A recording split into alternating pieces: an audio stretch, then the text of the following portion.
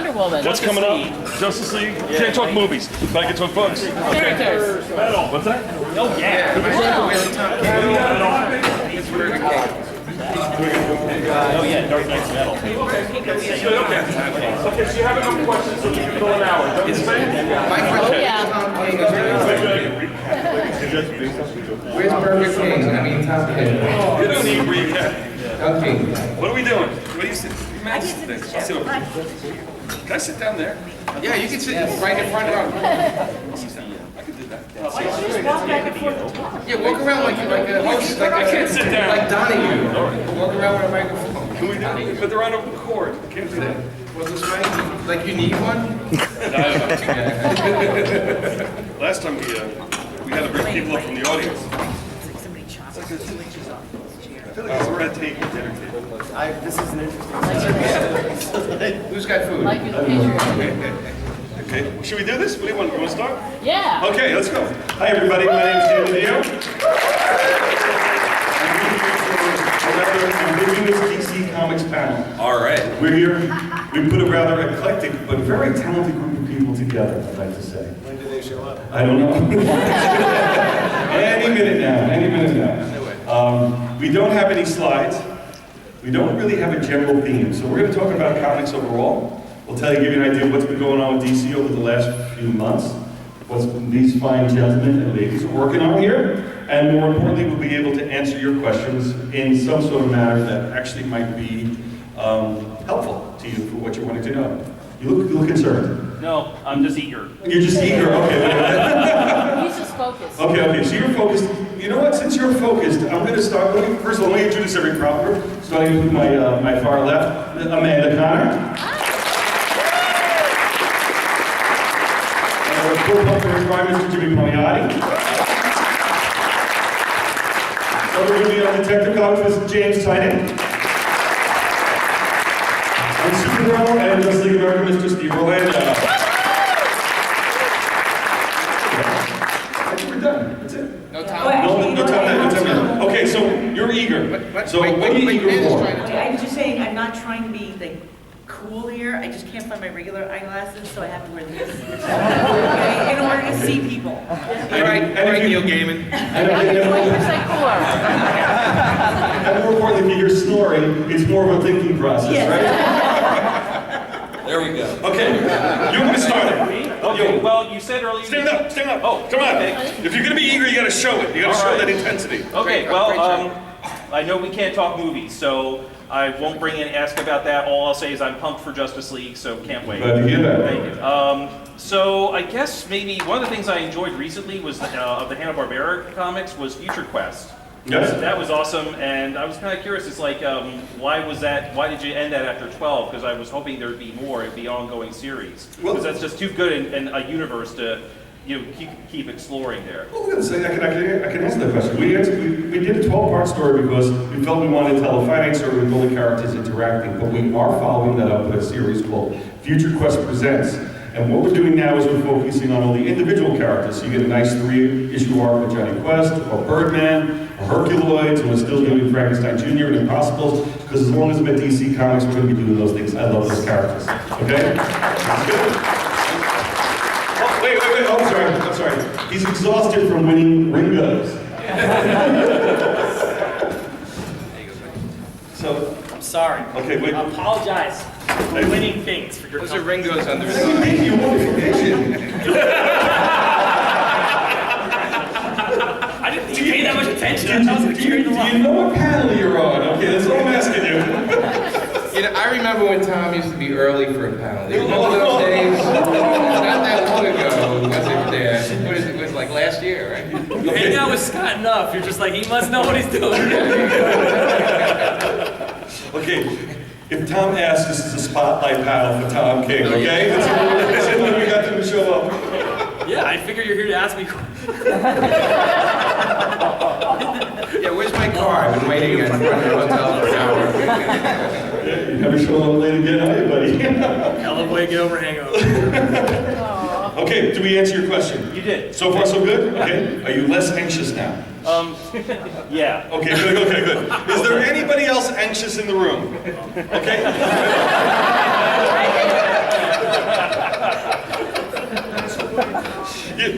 sure where this is going. That's your problem, isn't it, right? I'm not even sure why I'm sitting over here. I don't understand. I don't know. Okay, with the crown. What's the crown all about? Come on, stand up. You're royalty.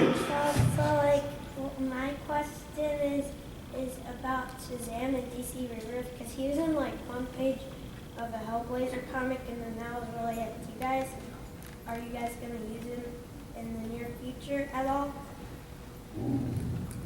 Good one. No.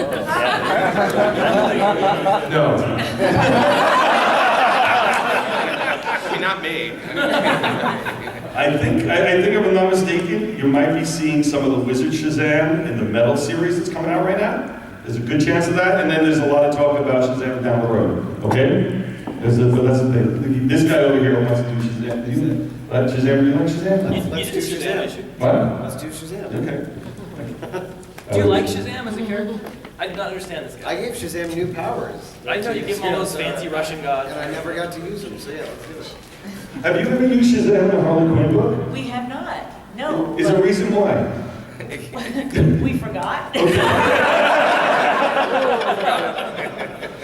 And is Shazam working his way through the detective, all the characters? You gotta, I know you're out of characters to put in the detectives, so Shazam's the only one left. Yeah. No, it's so Shazam. Every character on the team is going to become a Shazam. Okay. Okay, does that work for you? Is this better? Well, I mean, I would actually love to write that story. You went to Medieval Times last night? Is that what you did? That's a medieval thing? Oh, you guys got a free hat? You wear the Burger King hat too when you go? You know something, okay, so I would ask Tom King about Shazam, but he'd probably be miserable and then kill him at the end. Okay? I like it. Think of it, he's a child trapped in a dude's body. It's a horribly miserable story. It's fantasy. It is. A young kid and trapped in a grown-up superhero body. Dude, as I get older, I only fantasize about getting younger. I feel that. Yes. When you're younger, you fantasize about being a grown-up and doing whatever you want. Am I right? Yes. You'll get there. Tom Shazam would be about him like filing his tax returns. Brilliant, I love it. 9-pound grids. 9-pound grids and tax returns. Take that, Alan Moore. Okay, let's, you know what, I'm gonna ask some questions. Let's start with Jimmy the Man down the other end. You got a storyline going on with Harley Quinn. Yes. You've been talking about this for a while, Jimmy, about her running for mayor. So how's that story turning out for you? And what are they looking It's forward going to? darker than we had planned. It's really, We're going Tom King with it. We're going Tom King with it. Like, maybe you'll win awards too. Yes, yes. I got Ringo. He's got Ringo's under his eyes too. Besides up in the room, I'm sure. Yeah. What? Yes, it's going. It was supposed to be kind of silly, you know, Harley running for mayor. Are you kidding? And it actually, like, the last issue falls on the week where they do the, when they actually have the New York City mayoral race, you know, the election day. So, unless we're behind on that. I don't know. I have no idea. It seems like it comes out every day. I don't really know anymore. It seems like every day. Yeah. We're working on a daily book. I don't know. But it definitely takes a very dark turn towards the end. You know, politics are like that, right? Yes, they do. So, it's a lot of fun, and then it gets really messed up, and it's horrible, and then the issue after we lighten up the room a little bit. How do you plan to do that? Go ahead, you can do Are we it. allowed to say? Okay. We're among friends, right? Among friends? Who here loves Looney Tunes? Woohoo! Who here loves Gossamer from Looney Tunes? You know, who doesn't know who Gossamer is? There you go. Try to explain it. The big monster. fuzzy red monster with the sneakers. I don't know anything. A lot of hair. A lot of hair. So we're going to see a team up in Harley Quinn. I will say, and only a couple of people understand it, it does start during a storm, and there's a lot of rain, and Harley's on a mattress sleeping. Okay, only a couple of people get that, but you'll see later on. I get it. Yeah, okay. Wait, so is that a thing now? We're allowed to use Looney Tune characters whenever we want? You have to hammer away at Dan for about 7 months. Maybe. Yeah. I'm afraid where this is going right now. Man, Daffy Duck quietly looking out a window, crying.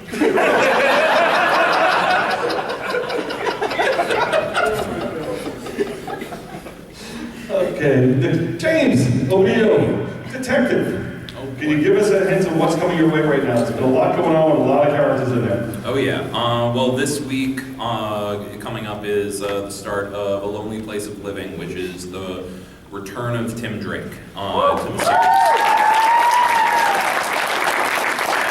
How long is the wait for this? Well, literally since before the issue where I killed him.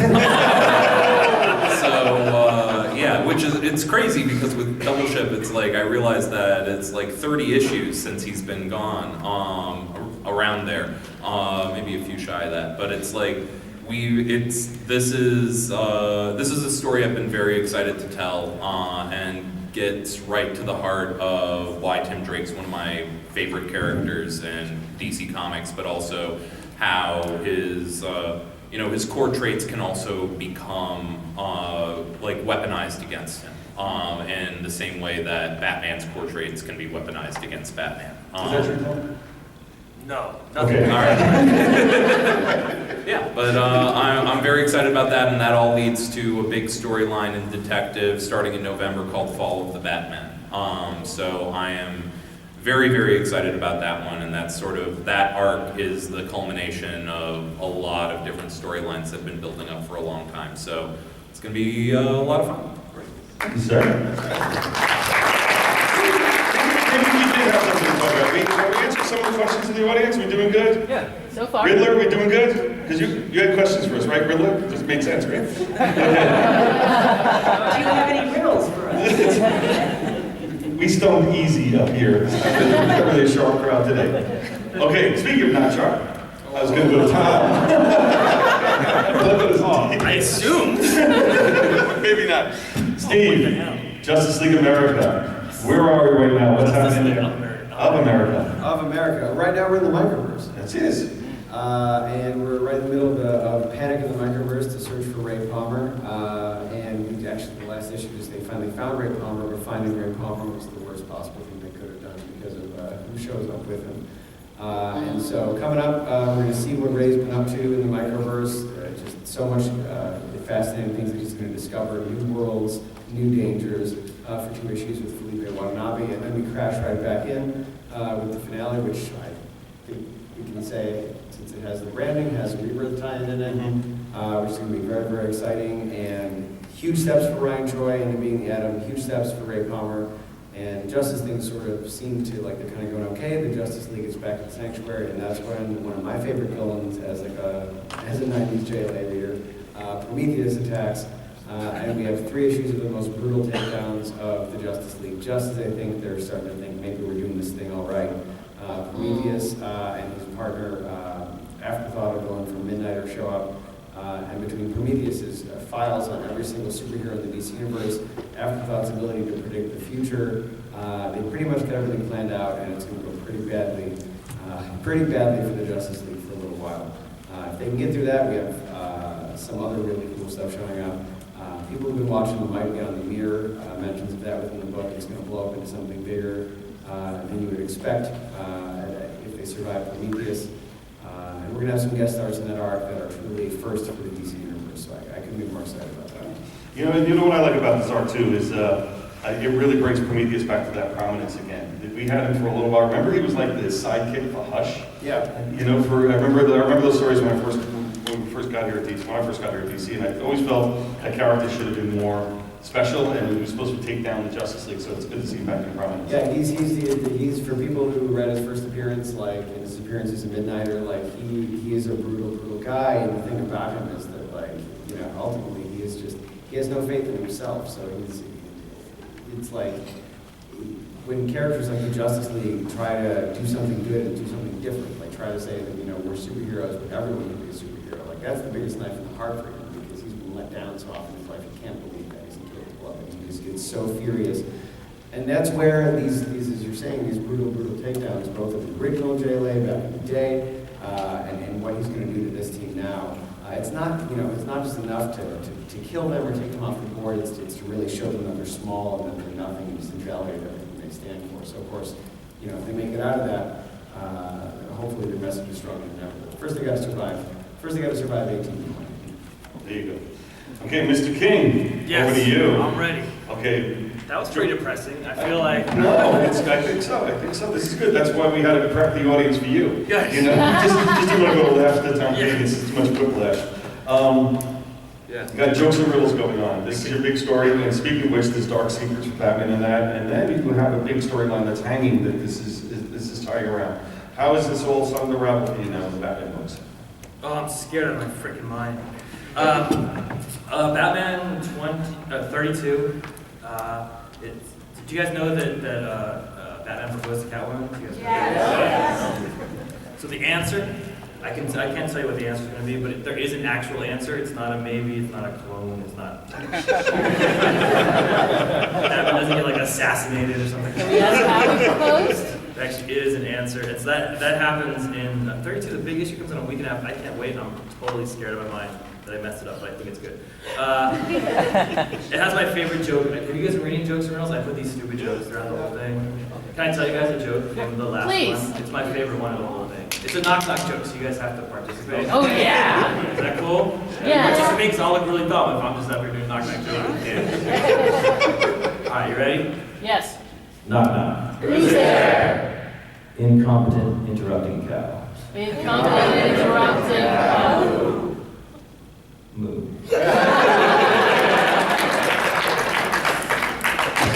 I love that joke so much. Forget whatever happens with the big moments. That's going to be in that issue. So there's two huge moments. There's the big, deep, dark secret that... And you win awards?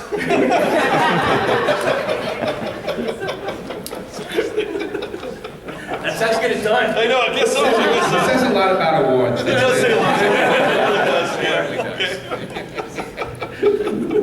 They're huge into cow jokes. They are. So there's two huge moments. This whole thing's been leading up to Batman's deep, dark secret. And so that'll be revealed in 32, a week and a half. And that secret is, it's one of those things where it's like, it's really actually pretty shocking, or hopefully, to me, I was shocking, right? And then Catwoman has to sort of process that and decide if that changes things, or if she's still willing to be with this man or not. It's sort of complicated. So both those things happen in Batman 32. So it's a big issue. Don't sleep on that. Get your comic book stores, because we sold out of the proposal pretty fast. This one has two big moments. So just some advice: get your comic book store, get that issue, because I'll make some there for one. And Mr. Miracle, how about Mr. Miracle? Yeah, that's really uplifting. I happen to work with Mitch Garrett. He's my favorite artist in comics, and I just happen to work with him. And that book's so easy to do because Mitch draws it perfectly. And I know what to say about Mr. Miracle. It's not like a Sunday morning kind of comic book. But especially having gone through this last week, and even waking up this morning, like every day I wake up and I look and I'm like, I cannot believe the reality I live in, kind of. I mean, right? You guys ever get that feeling when you see your fifth hurricane hitting and you see a whole American city underwater, or your friend tells you their house is gone and like nobody cares, or like Puerto Rico, where freaking American citizens aren't gonna have power for 6 months, or that we're having a goddamn political war with a goddamn fucking football, which, sorry. Anyways, every day you wake up and you're like, it doesn't seem like you're in the reality you grew up in, and that's what Mr. Miracle is. And people are like, Tom, I read this comic and it doesn't make sense, and it looks like Scott, it doesn't make sense to me. I was like, that's exactly right. That's what we're going for. Not the politics of it, but that emotion we're all having of being trapped in a world that we kind of don't quite understand, and not knowing whether the best answer is to escape, or to fight that world, or to give into it. So, I mean, that's what Mr. Miracle is about from the beginning to the end. Actually, a good answer. Actually, like that. Okay, All right, give him another ring. You can have another ring. You know what? But beforehand, before we started, we were talking to some of the folks over here, and somebody asked me they wanted to hear about process. Who asked that question? Somebody asked that? You did. You wanted to know about process. What's interesting here, I got 4 creative groups here that basically each one of you guys are doing double ships. And you know, it's been very successful us doing the double ship books. There's a lot of questions about that, but we found that a lot of people really enjoy the book every 2 weeks, and the stories move quickly. They've done a really brilliant job here. But the stress and just the management of it is insane. So let me start first with Jimmy and Amanda about what it's like to be doing double ships, and how is it for you, the process of putting those books together? It's kicking our butts so hard. Oh man, it is. It's Move. See, I'm telling you. You're all gonna go home and tell that to your friends.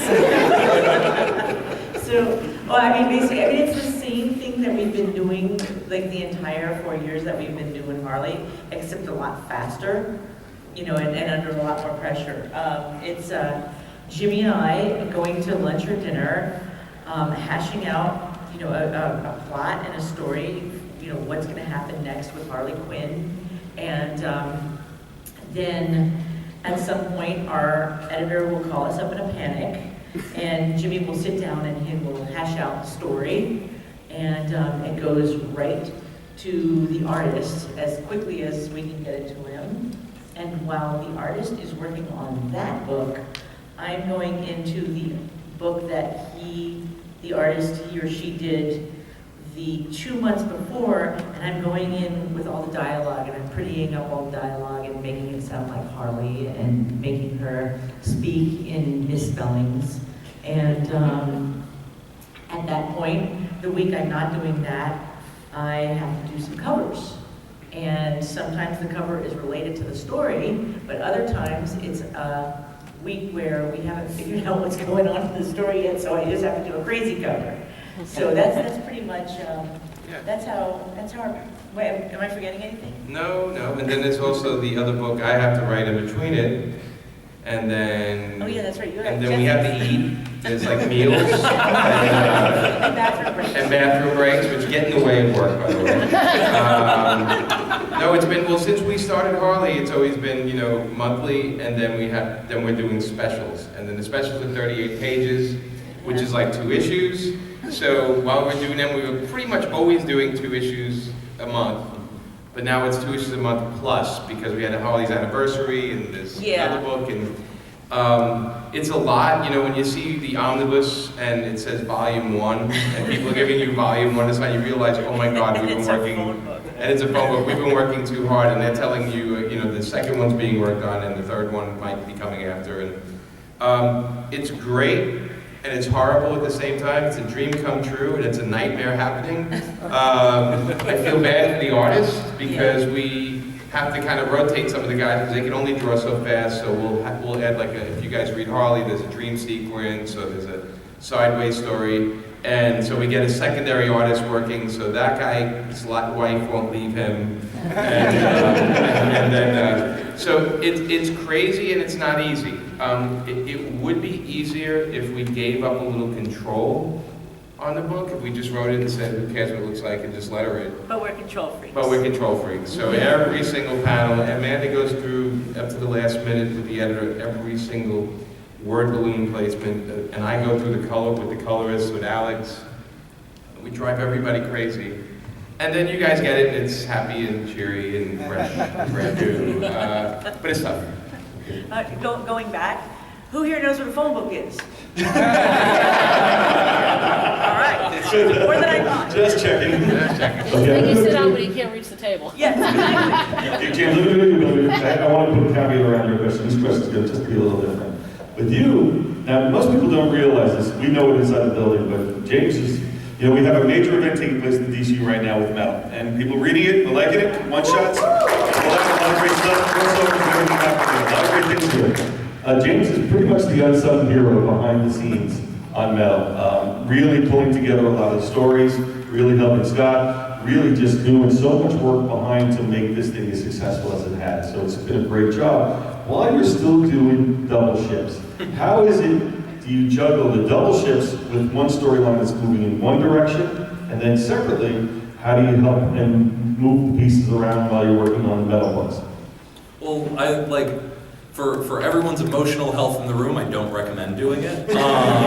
It's but the thing at the end of the day, for those of you who don't know, I've been working closely with Scott my entire career, and his entire career. I was his. He was my teacher back at Sarah Lawrence College about like 8 years ago now, and when he had never written a comic book before. And then after that class, I became his writing assistant on like a lot of his prose work as he was getting started in the comics industry. So like my day, basically, you know, I wake up in the morning and then I speak to Scott for like 1 to 3 hours, and then my workday starts. And that has been true for 5 years, like pretty much. Dan's morning too? Yeah. It's Dan wakes up earlier than me. He's in California time. Yeah. So like that's the. So, like, honestly, and the thing is Scott and I are so passionate about the story we're building that we want the experience of every tie-in, every crossover to be something exceptional and something worth your time and money. And so that requires a lot of, you know, like, knocking it into shape and all of that, and just making sure that we're, like, at every possible moment we're doing the most exciting, like, thing that captures the spirit of the book. So it's been a lot of fun, and I'm insanely excited to see the fan response so far. I love seeing the people already wearing the Dark Knight shirts around the conventions. Like that's really really great, and I'm incredibly excited to like the bits that I'm directly working on the Batman Who Laughs with Riley Rossmo, which is probably the darkest thing I've ever written for DC Comics, because it's the yeah, no, it's challenge. Yeah, that's it. That is the humble Batman. Yeah. With his like demon Robins on chains, very huggable. But make a stuffed animal out of it. Like, but then on top of that, it's Detective Comics has been my dream book for like it's everything I've ever wanted in a title. Like basically, it's for those of you who aren't familiar, it's basically the Batman team book. It's bringing in all these characters who I love and their histories that I love, and being able to sort of build new stories and take them in new directions because they've never been together in this exact configuration before.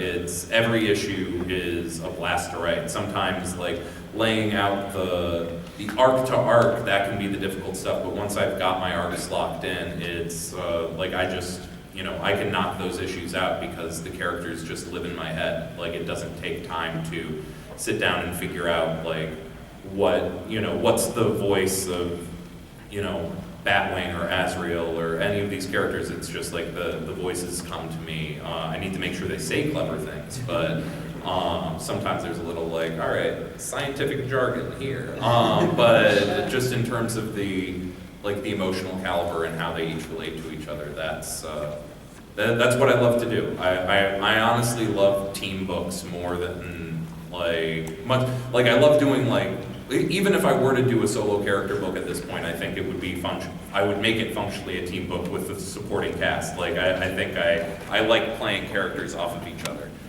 Yeah. Okay, Steve, over to you. Beforehand, though, you've been working on Justice League, and you mentioned before about Rebirth, and Rebirth kicked off two years ago. How long ago? When did it start?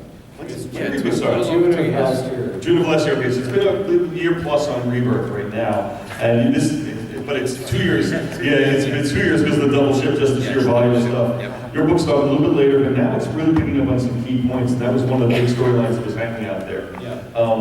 How is it building up to this particular spot, and is it where you thought it was going to be at this point, or has it evolved over time?